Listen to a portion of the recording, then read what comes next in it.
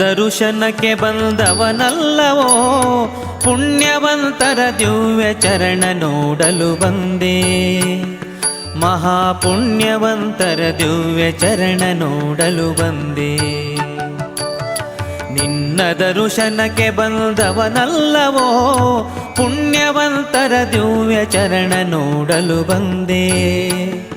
ಮಹಾಪುಣ್ಯವಂತರ ದಿವ್ಯ ಚರಣ ನೋಡಲು ಬಂದೆ.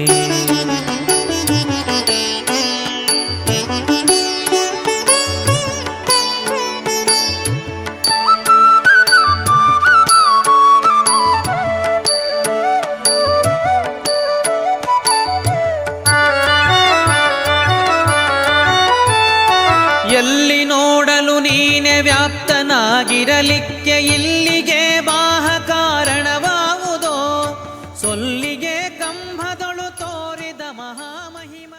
ಜೈ ಶ್ರೀರಾಮ್. ಶ್ರೀ ವೀರಾಂಜನೇಯ ವ್ಯಾಯಾಮ ಶಾಲೆ ಇದ್ದದ್ದು ಇವತ್ತು ಫರಂಗಿಪೇಟೆಯಲ್ಲಿ ಆಂಜನೇಯ ಸ್ವಾಮಿ ದೇವಸ್ಥಾನವಾಗಿ ನಿರ್ಮಾಣಗೊಳ್ತಾ ಇದೆ. ಕೇವಲ ಫರಂಗಿಪೇಟೆಯಲ್ಲಿ ಒಂದು ಧಾರ್ಮಿಕ ಚಟುವಟಿಕೆಯನ್ನು ಮಾಡಿಕೊಂಡು ಸಾಮಾಜಿಕ ಸಂಘಟನೆಯಲ್ಲಿ ತೊಡಗಿಸಿಕೊಂಡಂಥ ಯುವಶಕ್ತಿ ನಮ್ಮ ಸ್ಥಳೀಯ ಗ್ರಾಮದ ಒಟ್ಟಿಗೆ ನಮ್ಮ ಪರಿಸರದ 6 ಗ್ರಾಮದ ಯುವಶಕ್ತಿಯನ್ನು ಸೇರಿಸಿಕೊಂಡು ಒಂದು ನಿರ್ಮಾಣ ಸಮಿತಿಯನ್ನು ರಚಿಸಿ ನಮ್ಮ ಈ ಮಂದಿರದ ಪಕ್ಕದ ಸ್ಥಳವನ್ನು ಖರೀದಿ ಮಾಡಿಕೊಂಡು ಆ ನೂತನ ನಿವೇಶನದಲ್ಲಿ ಆಂಜನೇಯ ಸ್ವಾಮಿಯ ದೇವಾಲಯವನ್ನು 6 ಗ್ರಾಮದ ಜನತೆ ರಾಮತಾರಕ ನಾಮ ಜಪ ಮಾಡಿಕೊಂಡು ಆ ರಾಮತಾರಕ ಯಾಗದ ಮೂಲಕ ಶಿಲಾನ್ಯಾಸವನ್ನು ಮಾಡಿಕೊಂಡು ಕಳೆದ ಡಿಸೆಂಬರ್ 25ರಂದು ಶಿಲಾನ್ಯಾಸವನ್ನು ಮಾಡಿಕೊಂಡು ಕೇವಲ 13 ತಿಂಗಳಲ್ಲಿ ಸುಮಾರು 7.5 ಕೋಟಿ ವೆಚ್ಚದಲ್ಲಿ ಈ ನೂತನ ದೇವಾಲಯ ನಿರ್ಮಾಣ ಆಗ್ತಾ ಇದೆ. ಮುಂದಿನ ತಿಂಗಳ ಜನವರಿ 21ರಿಂದ 26ನೇ ತಾರೀಕಿನವರೆಗೆ ಬ್ರಹ್ಮಕಳಶೋತ್ಸವದ ಕಾರ್ಯಕ್ರಮದ ವಿಧಿವಿಧಾನಗಳು ನಡೆಯಲಿಕ್ಕಿದೆ.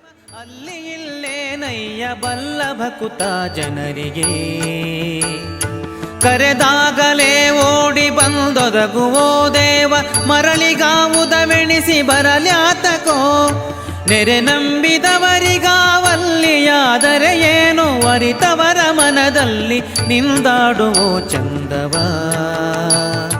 ನಿನ್ನ ದರುಶನಕ್ಕೆ ಬಂದವನಲ್ಲವೋ, ಪುಣ್ಯವಂತರ ದಿವ್ಯ ಚರಣ ನೋಡಲು ಬಂದೆ. ಮಹಾಪುಣ್ಯವಂತರ ದಿವ್ಯ ಚರಣ ನೋಡಲು ಬಂದೆ.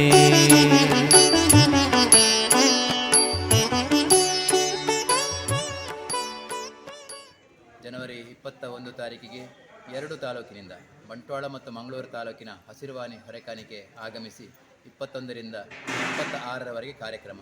ಜನವರಿ 25ರಂದು ಆಂಜನೇಯ ದೇವರ ಪ್ರತಿಷ್ಠೆ. ಜನವರಿ 26ನೇ ತಾರೀಕಿಗೆ ಬ್ರಹ್ಮಕಳಶೋತ್ಸವ ಕಾರ್ಯಕ್ರಮ ಅಧಮಾರು ಮಠದ ಈಶಪ್ರಿಯ ತೀರ್ಥ ಶ್ರೀಪಾದಂಗಳವರು ಹಾಗೂ ನಮ್ಮ ಸ್ಥಳೀಯ ಕಲ್ಲತಡೆಮೆಯ ಮುರಳಿ ಭಟ್ ಇವರ ನೇತೃತ್ವದಲ್ಲಿ ಈ ಕಾರ್ಯಕ್ರಮ ಸಂಪನ್ನಗೊಳ್ಳುತ್ತದೆ.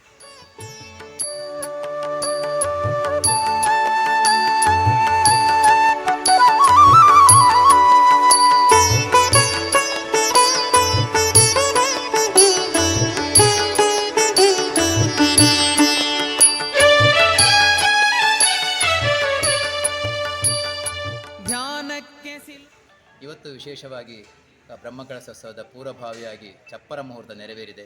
ಎಲ್ಲ ಭಕ್ತ ಜನತೆ ಈ ಕಾರ್ಯಕ್ರಮದಲ್ಲಿ ಸೇರಿಕೊಂಡು ಈ ಕಾರ್ಯಕ್ರಮದ ಯಶಸ್ಸು ಕಂಡಿದೆ. ಸಿಲುಕುವೆ ನಿನ್ನ ಕಾಣಲಿ ಬಹುದು ಜ್ಞಾನಿಗಳು ಎನಿತು ಬರುವರು ಅಲ್ಲಿಗೆ.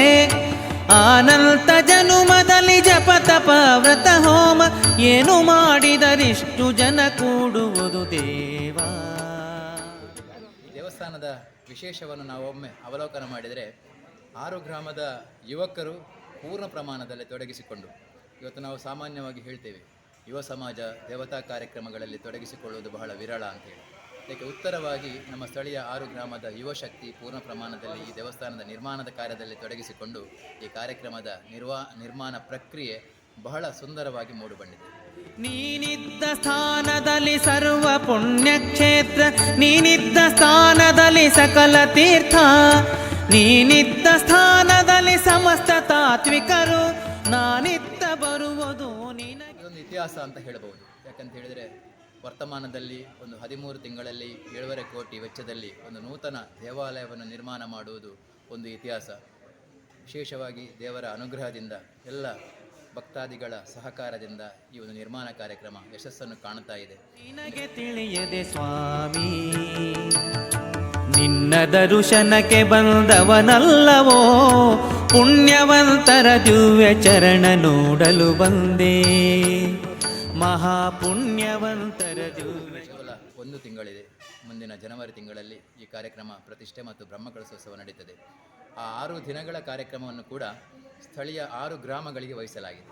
ಈ ಕಾರ್ಯಕ್ರಮದ ಇನ್ನೊಂದು ವಿಶೇಷತೆ, ಸಾಮಾನ್ಯವಾಗಿ ನಾವು ಎಲ್ಲ ಕಾರ್ಯಕ್ರಮಗಳಲ್ಲಿ ಬ್ರಹ್ಮಕಲಶೋತ್ಸವ ಸಮಿತಿ ಅಥವಾ ನವೀಕರಣ ಸಮಿತಿ ಜವಾಬ್ದಾರಿಯನ್ನು ನಿರ್ವಹಿಸಿದರೆ, ನಮ್ಮ ಇಲ್ಲಿಯ ಬ್ರಹ್ಮಕಲಶೋತ್ಸವದೆಲ್ಲ 6 ದಿವಸದ ಕಾರ್ಯಕ್ರಮಗಳನ್ನು 6 ಗ್ರಾಮದ ಜನತೆ ನಿರ್ವಹಿಸಿಕೊಂಡು ದಿನಪೂರ್ತಿ ಬೆಳಗಿನಿಂದ ರಾತ್ರಿಯವರೆಗಿನ ಎಲ್ಲ ಕಾರ್ಯಕ್ರಮಗಳು, ಅದು ಸಾಂಸ್ಕೃತಿಕ ಕಾರ್ಯಕ್ರಮಗಳಿರ್ಬೋದು, ಸಭಾ ಕಾರ್ಯಕ್ರಮಗಳಿರ್ಬೋದು, ಅಥವಾ ಏನು ಶ್ರಮ ಸೇವೆ ಇರ್ಬೋದು, ಎಲ್ಲ ಕಾರ್ಯಕ್ರಮಗಳನ್ನು 6 ದಿನಗಳಲ್ಲಿ ಕೂಡ 6 ಗ್ರಾಮದವರು ನಿರ್ವಹಿಸಿಕೊಂಡು ಮಾಡುವುದಾಗಿ ಈಗಾಗಲೇ ನಿಶ್ಚಯಿಸಿದೆ. ಚರಣ ನೋಡಲು ಬಂದೆ.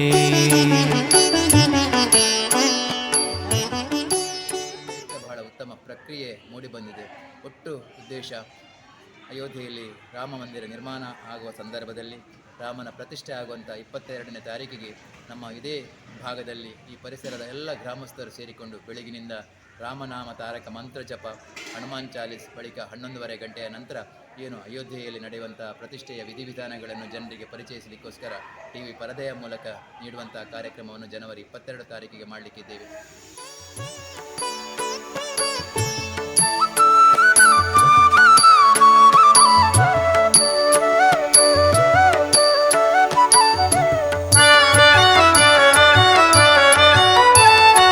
ಇದನೆ ಲಾಲಿಸು ಜೀಯ ನಿನ್ನದೊಂದೇ ಮೂರ್ತಿ, ನಿದರುಶನವಲ್ಲದೆ ಮಿಗಿಲಾವುದೋ, ಪದೇ ಪದೇ ಬದ್ಧಮತ ಪೊಂದಿದ ಸುಜನರ ಹೃದಯದಲ್ಲಿ ಒಂದೊಂದು. 25ರಂದು ಪ್ರತಿಷ್ಠೆ ಮತ್ತು 26ರ ಬ್ರಹ್ಮಕಲಶೋತ್ಸವ ಸಂದರ್ಭದಲ್ಲಿ ಎಲ್ಲ ಭಕ್ತ ಜನತೆ ಆಗಮಿಸಿ ಈ ಆಂಜನೇಯ ದೇವರ ಪೂರ್ಣ ಅನುಗ್ರಹಕ್ಕೆ ಪಾತ್ರರಾಗಬೇಕಾಗಿ ಕೇಳಿಕೊಳ್ತಾ ಇದ್ದೇನೆ.